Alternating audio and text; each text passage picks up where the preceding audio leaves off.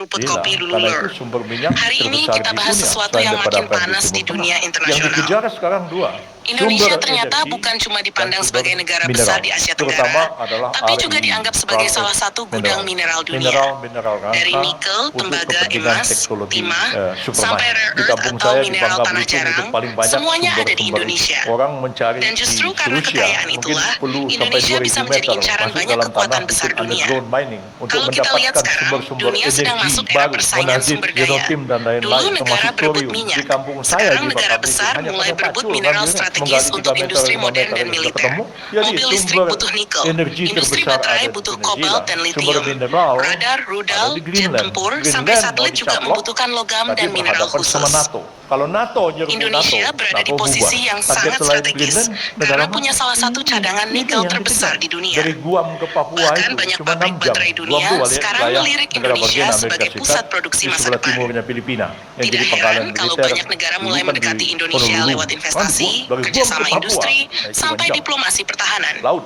kita dalam Masalahnya, kondisi sejarah dunia terus menunjukkan terang, negara tidak siap kaya perang. sumber daya Hitung berapa sering menjadi kekuatan arena militer perebutan kita, pengaruh. angkatan laut Kadang kita, bukan angkatan perang udara langsung, kita. tapi Kalau lewat kita tekanan perang, ekonomi, paling kita politik, mampu perang 4 hari. propaganda, Setelah itu sampai kita permainan kehabisan intelijen. amunisi. Negara besar tidak selalu Disinilah datang membawa kita tank dan kapal harus induk. menjalankan Kadang mereka politik masuk lewat bebas investasi, aktif. pengaruh politik, atau penguasaan teknologi. Indonesia punya kekayaan luar biasa. Papua punya emas dan tembaga besar. Kalimantan punya batu bara dan sumber energi. Sulawesi terkenal dengan nikelnya.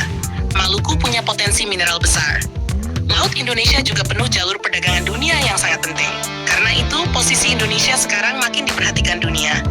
Apalagi kawasan Indo-Pasifik sedang memanas. Amerika Serikat memperkuat pangkalan militernya di Guam dan Pasifik.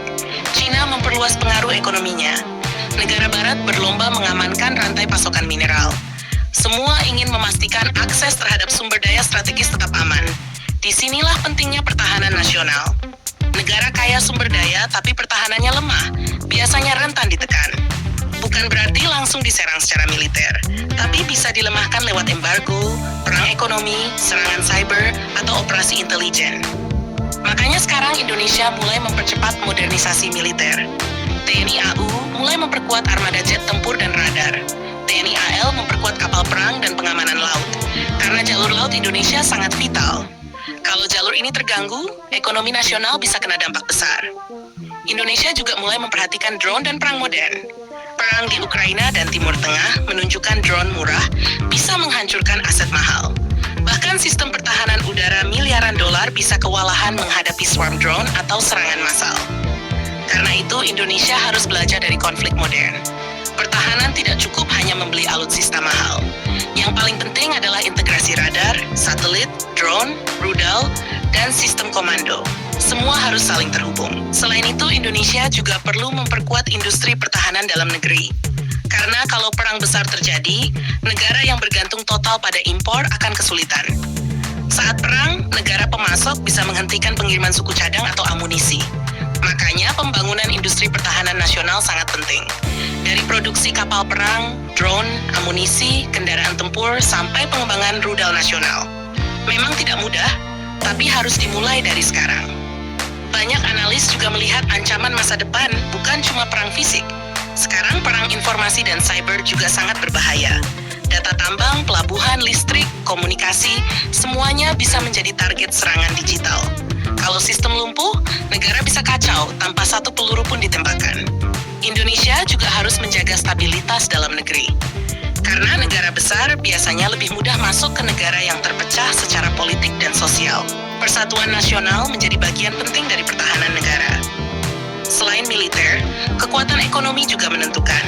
Negara yang ekonominya kuat biasanya lebih tahan menghadapi tekanan global. Karena itu, hilirisasi mineral yang sedang didorong pemerintah menjadi langkah penting. Indonesia tidak mau lagi hanya menjual bahan mentah. Indonesia ingin membangun industri baterai, smelter, sampai kendaraan listrik sendiri. Kalau berhasil, nilai tambah ekonomi Indonesia bisa naik sangat besar. Dan itu membuat posisi Indonesia makin penting di dunia internasional. Tetapi semakin penting posisi Indonesia, semakin besar juga tantangan yang akan dihadapi. Persaingan pengaruh asing akan makin keras. Tekanan diplomatik bisa meningkat. Bahkan isu lingkungan, HAM, dan politik kadang bisa dipakai sebagai alat tekanan geopolitik. Karena itu Indonesia harus cerdas memainkan politik luar negeri. Tetap bebas aktif, tapi juga realistis melihat situasi global. Jangan terlalu bergantung ke satu blok kekuatan saja. Di sisi lain, masyarakat juga harus mulai sadar bahwa pertahanan negara bukan cuma tugas tentara. Ketahanan pangan, energi, teknologi, sampai pendidikan juga bagian dari kekuatan nasional. Kalau sumber daya besar dipadukan dengan industri kuat, militer modern, dan persatuan nasional, Indonesia bisa menjadi kekuatan besar yang disegani. Tapi kalau lengah, kekayaan justru bisa menjadi sumber ancaman. Dunia sekarang sedang memasuki era perebutan sumber daya dan teknologi, dan Indonesia berada tepat di tengah permainan besar itu.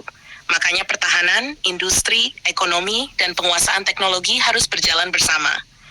Karena negara kaya tanpa kekuatan menjaga dirinya sendiri akan selalu menjadi sasaran pengaruh pihak luar. Jangan lupa subscribe, like, dan komen di bawah sambil ngopi.